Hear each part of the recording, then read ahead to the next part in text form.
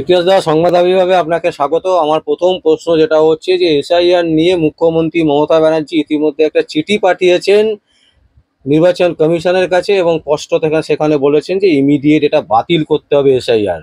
কি মনে হচ্ছে, কি বলছেন? আসলে উনি বুঝতে পেরেছেন যদি ইমিডিয়েট বাতিল না করা হয় ওনার ভোট ব্যাংকের একটা বড় অংশে কোপ পড়ে যাবে। সেটা তো সবাই দেখতেই পাচ্ছে, কারণ ওনার ভোটটা ওই বিহারের ভোটের মতো ম্যাজিক হয়। এই কদিন আগে শুভেন্দু অধিকারী যেমন বললেন বিহারে বিজেপি যেমন ভোট চুরি করেছে, ওয়েস্ট বেঙ্গলে তৃণমূল চুরি করতো, উনি তার প্রমাণ এনে দেখিয়েছেন। ওই গল্পটা একই, ওই চুরি ভোটটাকে আটকানোর জন্য কমিশনকে দিয়ে দিচ্ছি, ঠিক আর কোনো কারণ নেই। মানে চিঠি কি মানে অ্যাকসেপ্ট হবে, মানে গ্রহণ করবে, মানে না না এই বন্ধ হবে? না না না না অলরেডি দুটো রাজ্য বোধহয় সুপ্রিম কোর্টে মামলা করছে, এটা নিয়ে মামলা হচ্ছে। অ্যাকচুয়ালি এসআইআর এর মূল লক্ষ্যটা হলো, এর আগে একবার হয়েছিল, কিন্তু আমি আগেও বলেছি 2002 সালে যেটা হয়েছিল ওটা আইআর হয়েছিল, আর এখন হচ্ছে এসআইআর। এই এসআইআরটা কিন্তু এই এসআইআরটার মূল দুটো লক্ষ্য আমার মনে হয়েছে। প্রথম লক্ষ্য হলো যারা বিজেপিকে ভোট দিতে চায় না সেই ভোটটাকে আটকানো, যেটা বিহারে দেখানো হলো।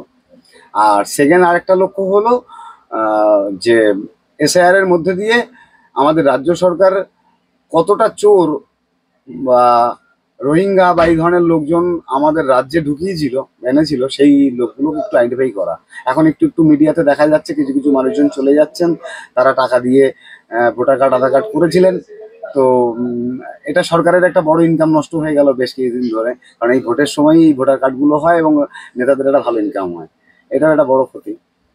তো বলছেন যে যারা এই যে ভিডিওতে বিভিন্ন চ্যানেলে আমরা দেখতে পাচ্ছি বিভিন্ন স্টেশনে ভিড়, মানে মানুষ পালিয়ে যাচ্ছে, এরা কোথায় পালাচ্ছে? মানে বাংলাদেশে পালাচ্ছে না পাকিস্তানে?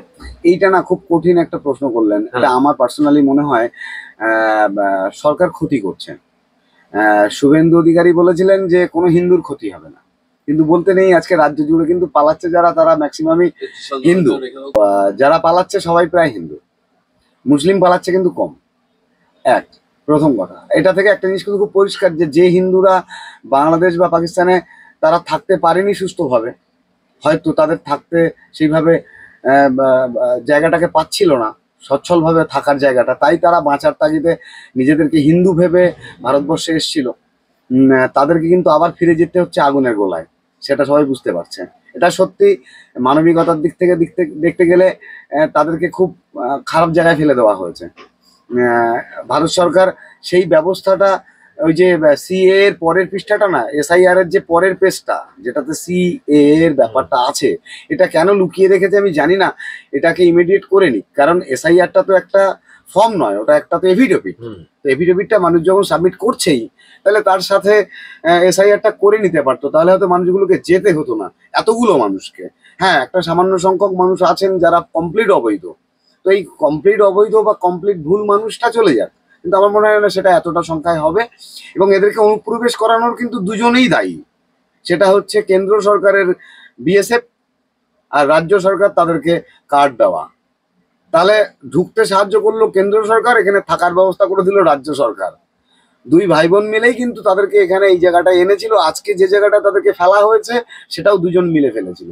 দেখুন, এসআইআর শুরু হওয়ার সময় নওশাদ সিদ্দিকী বলে যাচ্ছিলেন যে মানুষকে সাহায্য করো, আর মমতা বিরোধিতা করেছিলেন। এখন দেখুন উনিই পাড়ায় পাড়ায় সবার ফর্ম ফিল আপ করে দিচ্ছেন। তো এটা আসলে কি করতে চাইছেন? আমরা কতগুলো জিনিস দেখলাম, বাংলাদেশের বেশ কিছু মানুষ যারা প্রতিষ্ঠিত, বাংলাদেশে প্রতিষ্ঠিত, এরকম বহু মানুষ আছে যারা ভারতবর্ষেরও নাগরিক, এবং এই এসআইআর এর ফলে প্রবলেম হচ্ছে তাদের, মানে এসআইআর করতে। এসআইআর কিন্তু এইটা খুব সুবিধে হয়েছে যে এই যে আপনি যে মানুষটার কথা বললেন, এই ধরনের যে মানুষগুলো, সেই মানুষগুলোকে বোধহয় বের করে দেওয়ার জন্যই বা বাদ দেওয়ার জন্যই, মানে একটা লোকের দুটো দেশে ভোটার কার্ড, সে দুটো দেশে নাগরিকত্ব অধিকার ভোগ করছে এবং সে ভোট দিচ্ছে। কিছুদিন আগে রাহুল গান্ধীও দেখিয়েছিলেন কোনো একজন বিদেশি নিয়ে তিনি 20টা না 25টা ভোট দিয়েছেন। তো বাংলাদেশের যিনি ব্যবসায়ী ভারতবর্ষে ভোট দেন, আবার ওখানেও ভোট দেন, শুধু আছে আমাদের ভাইপোর গরুর সব টেন্ডার তিনি হয়তো নিয়ে রেখেছেন, বাংলাদেশে গরু গেলে তিনি হয়তো ধরতেন, তিনি এখানে এসছেন। তো এই যে জায়গাটাকে বন্ধ করাটা সত্যি দরকার, এবং এই লোকগুলোকে আইডেন্টিফাই করে তাদেরকে জিজ্ঞাসা করা উচিত, ভাই তোমাদের এই দেশে এই কার্ডটা করে দিয়েছিল কে?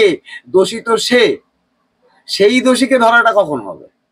শুধু মানুষগুলোকে নিয়ে হ্যারাসমেন্ট করা হবে, এরপরে ইয়ারও চিঠি পাঠাবে, তাদের হিয়ারিং করানো হবে। তা সেই হিয়ারিং এ সে এসে বলে দিক যে আমাকে ভোটার কার্ডটা করে দিয়েছিল অমুক লোক, সেই নেতাকে ডাকা হোক। এবার সেই নেতা কার রাইটে করেছিল এই ভোটার কার্ডটা আধার কার্ডটা, সেই রাইটটা তাকে ডাকা হোক। অপরাধীর সাজা যদি দিতে হয় এবং স্কুটনিটা যদি স্কুটনির মতো হয়, তাহলে তো অনেক কিছু ভালোই হবে, দেশের ভালো হবে। সেটা যেন পরিষ্কার হয়। হাফ হয়ে শুধু বিজেপি সুবিধা নিয়ে চলে গেল, দিদি ক্ষমতায় থেকে গেল, দিদি দাদার সঙ্গে সম্পর্ক ভালো রেখে, এটা যেন না হয়, মানুষকে অ্যারেস্ট না করা হয়, তাহলে কিন্তু মানুষ চুপ থাকবে না।